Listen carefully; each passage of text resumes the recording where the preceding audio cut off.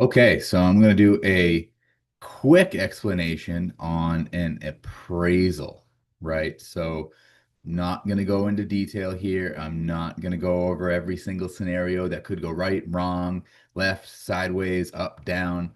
Appraisals are a very in-depth thing, but for you as the consumer, there's really just a couple things that matter for the most part. For most transactions, refinances, purchases, right? Whatever it is, there's a couple pieces of data point that really matter from the standpoint of what you should be first looking at. And then if you do have a problem with an appraisal, it's too nuanced for me to go into every single situation that could be, should be, would be. So today I'm just going to touch on the starting points, if you will, of what you should be looking at if you're getting an appraisal for a refinance or a purchase, right? So I'm going to share my screen here real quick. Let's go ahead and do that. Let's go over to screen two, share. Okay, so here is an appraisal report. So most of this information up at the top is just clerical, right? So you got address, your name, owner of public record, right? Most of this doesn't matter. Most of it, to a degree or another, is information you probably already know about, like type of transaction, if you're the owner, if you're a tenant, if it's vacant, if it's special assessments, right?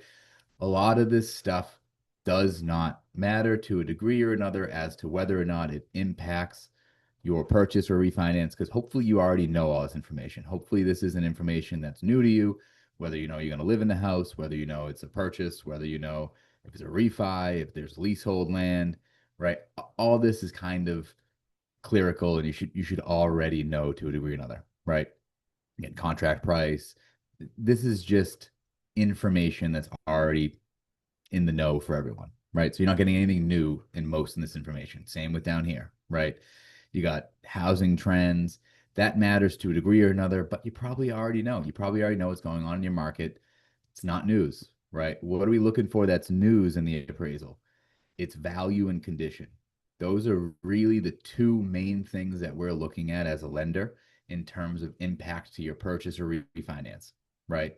So as we scroll down here, again, you're looking at information you probably already know: electricity, gas, water, sanitary sewer, right? Is on a street, alley. You probably already know this stuff. It's just information they're getting. If there's special zoning, again, hopefully you already know and you're not getting any new information from any of this section of the appraisal, right? Type of foundation, right? We're just getting information about the property. You already probably know that. As we keep going down, where it starts to get somewhat important and how we get value is now you have comparable sales, right? You have your property that you got going on, whether it's a purchase or a refi, and then you got your comparable sales. Comparable sales on an appraisal report, that is what makes up an appraisal. Because what an appraisal is on real estate, because there's really no clear cut value with real estate. And what I mean by that is it's not like going to the Apple store and you know exactly how much the iPhone is, right? And it's just a matter of whether or not they have the color you want in inventory, but it's the price is the price, right? Apple says, hey, the new iPhone 17, the X, whatever they got going out now is, $1,100, right? It's not on sale. Any Apple store you go to, it's $1,100. If they have it in stock, it's $1,100, right? Is what it is. Could you get crazy and compare an Apple phone to an Android and, you know, do, well, what is it really worth? Yeah, but who does that? You kind of just pick what you want. So for a consumer, in terms of what we're used to, we're kind of just used to prices being prices. We're not used to what real estate looks like, where 125 North Main Street in pick your town, United States, that house doesn't exist anywhere else in the world. It is completely unique because it's a piece of the planet that you could have the same layout, but you'll never have the same combination of layout and location and views and any of that, because it's the only place in the world that exists is 125 North Main Street. There's no direct, exact replica of it, right? I'll even go to like jewelry. A diamond of the same size, color, carat, weight, all of whatever the diamond characteristics they have. If you get another exact same diamond, they're pretty much equal in value, right? Because it's the exact same diamond. And the only way they change in value is if there's a bunch of those diamonds and it saturates the market. and it changes the value of that level of diamond, if that makes sense. But they're the exact same diamond. Doesn't make a difference. Same cut, size, carat, color, whatever all those diamond stuff are. In terms of real estate, it's a little different, right? Now we got to compare and make adjustments. So we got to say, hey, 125 North Main Street is selling for 800,000. Let's find a similar home comparable that's as close in proximity to this house as possible, proximity to subject. What did it sell for? When did it sell? And now let's start looking at what makes it the same and what makes it different, right? And let's do that across a couple different houses because it's not clear cut. It's not, hey, this is an exact replica of this house because you can never really have an exact replica of this house, right?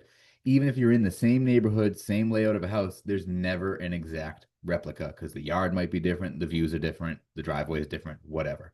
So this is where we start doing what is similar and what is different, and the appraiser starts making adjustments based on what usually translates to more or less value in the marketplace, right?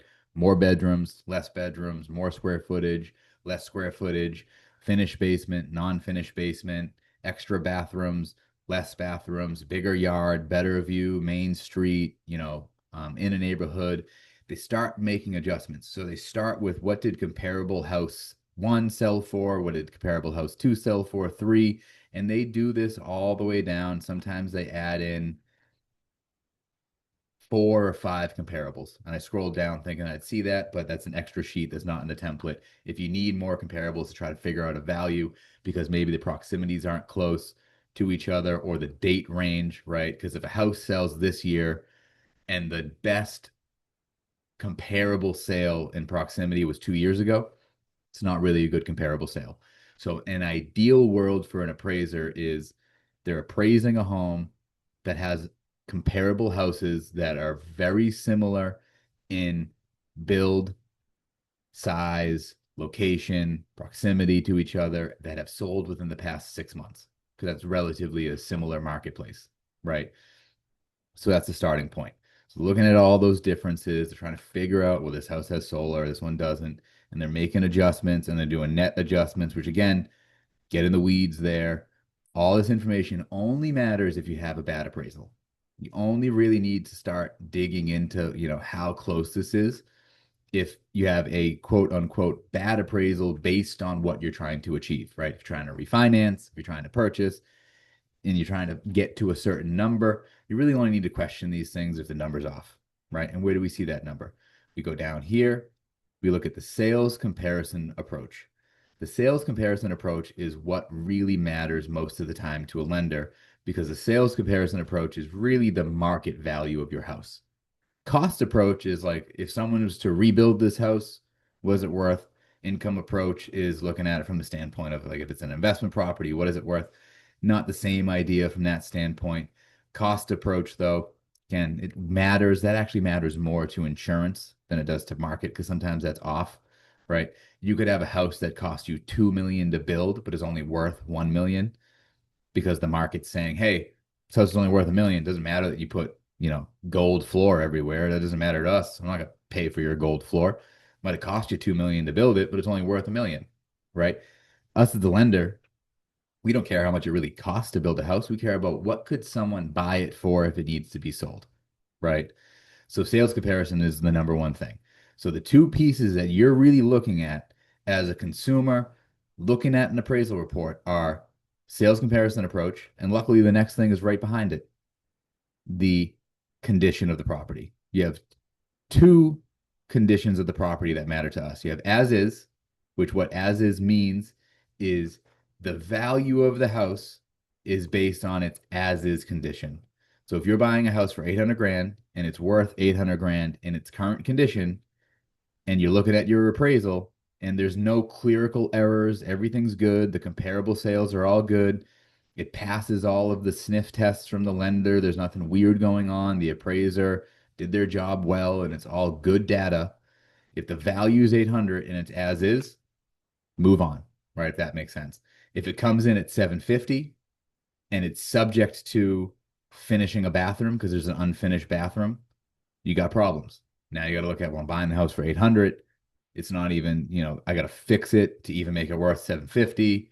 What do they use for comps? Right now, you need to start digging into the appraisal. So if you get the numbers you want, and if it passes the sniff test and the lender says this appraisal is good, it passes all of the internal tests that we put it through, those are the two things you're looking at. Everything else is almost useless, right? And obviously it's not useless because it's in here. It all matters. You can read it all if you want to. I'm just saying, if you get the value you want and it's as is, everything here, all of this fun stuff, opinion of value and the cost approach and income approach and project information, and then all these disclosures and disclaimers and everything down here, appraiser certification, all matters. It's all good legal stuff. It's all good stuff to know, right? Here's the appraiser's information for their licensing and all that fun stuff and the instructions. It's all useless if you get the information you need. If the deal works and you're getting the information you need and you're good with the value and you're like, hey, I'm paying 800. I already know it's worth 800 because that's what I'm paying for it. And you get that. None of this really matters. None of this really matters. If you get subject to completion of something, and if you get a off value compared to what you thought the value was going to be, now all of this matters. Now it matters who's the appraiser. Are they good? Are they good at the job? How many appraisers do they do a year? Right? It's just a human. Are they familiar with the market? Is there something they're missing? Were there other comparable sales that are better comparable sales compared to what the appraiser used? Right? That are closer in proximity, that are more similar in construction style and material and layout and location and views and all of that fun stuff. You only need to pick apart an appraisal if, based on what you're trying to achieve by even ever having an appraisal done in the first place, you're trying to buy a house or you're trying to refinance a house or whatever, you only need to pick it apart if your value's off or it's subject to completion and you have questions, right? Otherwise, most of this is useless information for you as a consumer. It's important to us as a lender. We need to know this is all lined up. And a lot of times we go back and forth with appraisers and we don't even let you know as the consumer because we get what's called revisions made because the appraiser, maybe the address is off a little bit, right? Maybe the contract date's off. Maybe they missed a seller concession. Maybe they missed something clerical. We do a lot of back and forth there, right? But here's really where the meat and potatoes is. Comparable sales, create the value, and then you're looking at sales approach and you're looking at what's the condition, right? That's an appraisal in a nutshell.